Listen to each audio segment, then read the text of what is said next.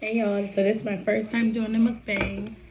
I'm excited. Got some crab du jour. I have some, what is this? Crab legs, some red potatoes, a lobster tail, and some shrimp. And then I have some fried calamari over here, and probably most likely cocktail sauce.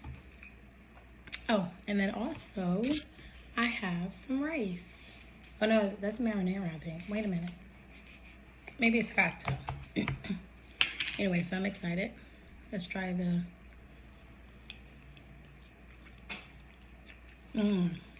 calamari.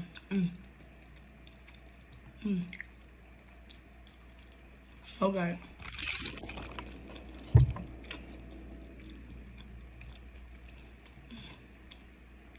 Almost every restaurant I go to, I always get calamari. So good, guys.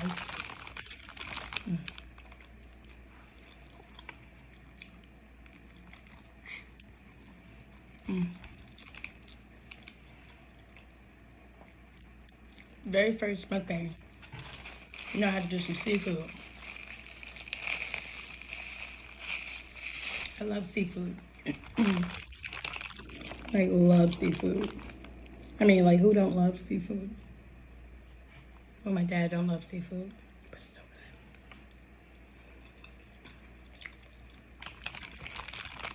good. So good. A little bit of the juice on here.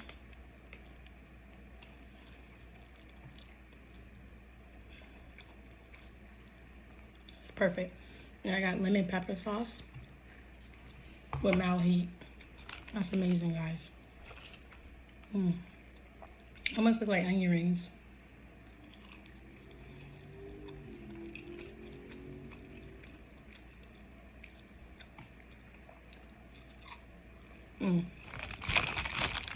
Yum.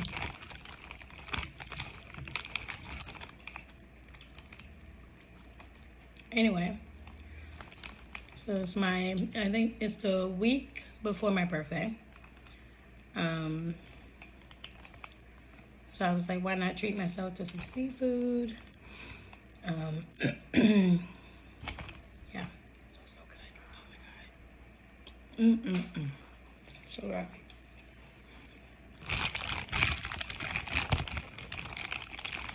Crab legs, I would say I wish they were bigger, but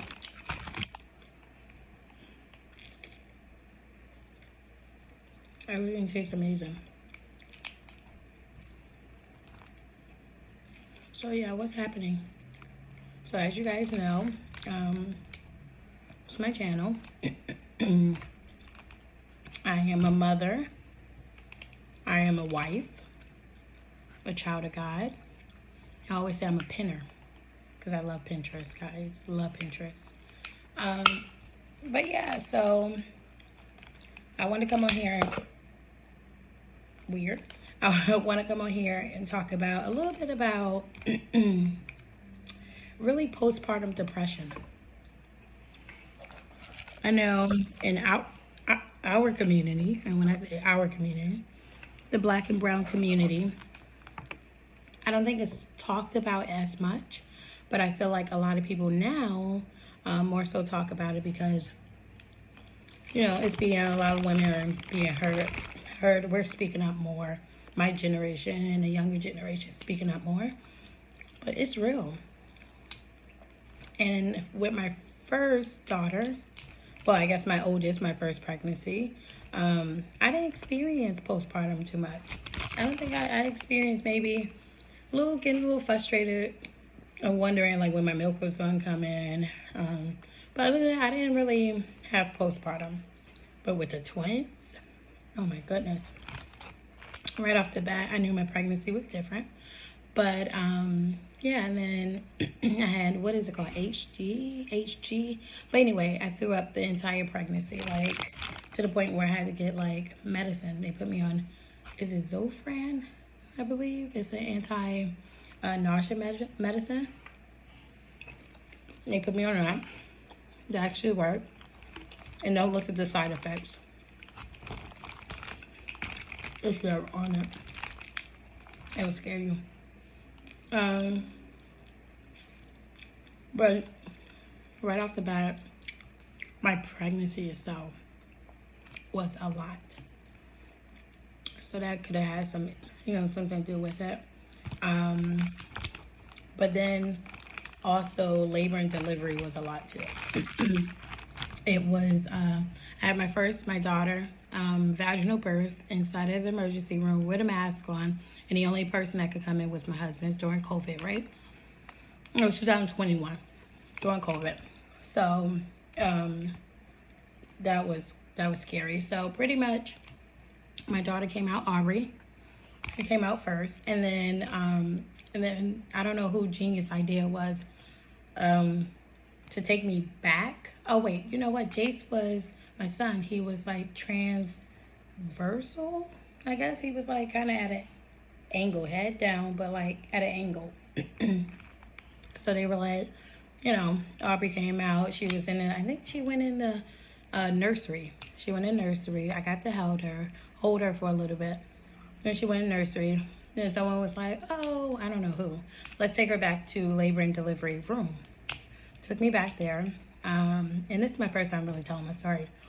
Well, on YouTube, right? It took me back to the labor and delivery room. I pushed so hard, trying to push my son out, so hard to the point where I could feel it in my teeth. It was like horrible, very just horrible. They tried a artificial water stimulation because at that point there was no water in here. What else? I put on my birthing plan, no C-section. So we tried as much as possible for me to just vaginally push him out. Pretty much the doctor came up to me and was like, ma'am, well, she came up to me and she was like, so I went down to the chapel and I prayed and God spoke to me and told me that you need to have a C-section. This was 5 hours later after Aubrey came out. And I was like, yeah, at this point, we like do what we have to do, to get him out where he's healthy, breathing. I'm healthy, breathing. But when I tell you, I was petrified. Like, I was terrible. I felt horrible. Kind of felt like, kind of defeated. They told me my cervix has closed back up.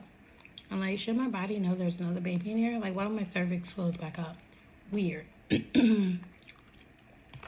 So then they hurry up and they prep for emergency C-section. So scary. The lady had, I think the nurse or either the doctor took a toothpick on my stomach and went like this and asked me if I could feel any sensation, and I could still feel it. So I immediately started praying, asking God to protect me, protect Jace, protect all of us, for all of us to be able to leave out of the hospital at this, same time together as a family. From what I know, of course, the family was worried. My mom was at the house with our oldest daughter, who was 4 at the time. Anyway, long story short, we had the C-section. That went well, thank God. It was a black guy who performed the C-section. I was like, whoa, okay, cool. Very precise. Everything went well. My husband actually watched it, watched me go through the process, like them removing like organs and stuff. Weird. I could never watch that stuff. But got Jace out, and I was so out of it to the point where I was just like sleep. So the only thing I can remember is I don't even remember holding Jace. He had jaundice. He had a very mild case of jaundice. Pretty much it was like continue feeding him as much as possible and then make sure there's a lot of sunlight on his body, right? Very mild case. But I was so, oh my God, the medicine I had, everything. I was just so out of it. Like, I didn't get to nurse him. I didn't get to do the skin to skin. They basically ripped my baby out of my stomach. I know that sounds terrible. What else? So, went back to like post-op. When I tell you I was in so much pain, so much pain. I mean, vaginally, delivering, and then also having to heal from a C-section. And you guys, excuse me, I was so swollen. Like, I was still very swollen. Like, my feet were still swollen, my legs were still swollen. Usually 24 hours, they want you to get up and move around. I couldn't even do that because I was so lightheaded. My feet were swollen. It was just so weird. That morning I woke up, it might be a TMI, but just know that there was a lot of blood. Like, my husband was knocked out beside me. But I was like, and it was the nurse, she was so awesome. The nurses are amazing. She was like, oh, sweetie, it's okay. We're going to get you all cleaned up. But the healing process, I didn't know the effect on my mental. I thought I was mentally prepared to like kind of go through and endure all of that. And also I had recommended to my doctor, I'm like, let me just go ahead and have a C-section, you know, right off the bat. And he was like, oh no. Oh wait, that's okay. He was like, oh no, it's a 99.9% that you can deliver both of them vaginally. They both head down. I'm that 1%. So anyway, long story short, I made it to 38 weeks. They were both healthy. We got to leave a day earlier. I was still swollen, but then go forward, it's like I couldn't really. I felt myself almost like not being able to bond with the babies. It was so weird. I think because it was 2 and then I was waiting for my milk to come in. I had to use formula. I had to supplement with formula. Jace refused the formula. I think he's that one baby that will starve himself, you know, to not drink the formula. Aubrey, oh, excuse me, y'all. Aubrey took the formula without an issue. Anyway, but pushing forward, my main thing I wanted to let women know out there that not only labor and delivery is hard, but it's hard carrying and bearing a child. The whole process, you know, getting pregnant, finding out you're pregnant, like it's a lot that the body has to go through. Feel every emotion that comes your way. It is very real, you know, and then also have an outlet. Even if it's like one day someone see you out with the baby or babies or triplets or quads, whatever, baby, when they ask you, you know, how old is the baby, you know, kind of transition the conversation. Like if they ask, I mean, don't be too like just blah, blah, blah, blah. But, you know, just find, I guess, a safe place or someone you can talk to and talk about it. Because I realized with myself, the more I talked about it, the more I realized mentally that it was real. It was a lot, that my body went through a lot and my mind went through a lot. Because again, I don't think I was on severe spectrum. Eventually, you know, I understood how to care for 3 children, right? And then also how to be able to embrace twins at once, right? Having 2 babies at once. Their crying was like mentally, I was like, oh my God.